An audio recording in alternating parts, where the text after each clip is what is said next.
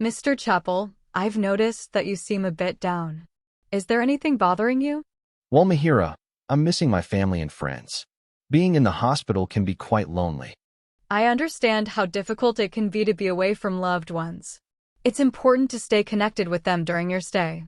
I try to call them often, but it's not the same as seeing them in person. I suggest using video calls to connect with your loved ones face to face. This can help you feel more connected and less isolated.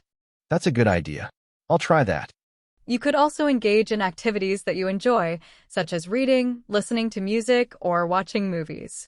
This can help pass the time and boost your mood. Mihira, I'll try to find some activities to keep myself occupied.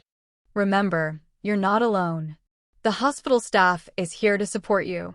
If you need anything, please don't hesitate to ask.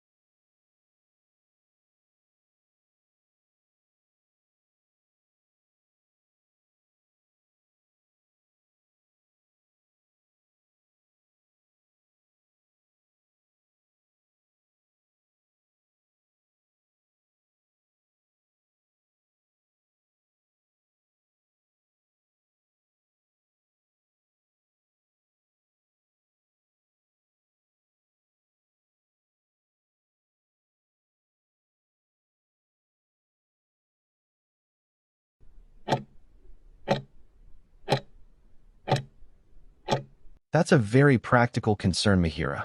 Let me explain what you might typically expect. The good news is that most side effects from the vaccine are generally mild and don't last very long, usually only a day or two. For instance, you might experience some mild pain or swelling right where you receive the injection in your arm. Beyond the injection site, other common effects can include a headache, some general muscle aches, a feeling of tiredness, or a low-grade fever. It's really important to remember that these common reactions are actually a positive sign. They show that your immune system is actively learning and building its defenses against the virus. When your body encounters the vaccine, it's like it's practicing for the real thing, creating antibodies and memory cells. These temporary symptoms are simply your body's natural response to this practice, indicating that your immune system is successfully responding to the vaccine as it should, preparing you to fight off the actual virus if you encounter it.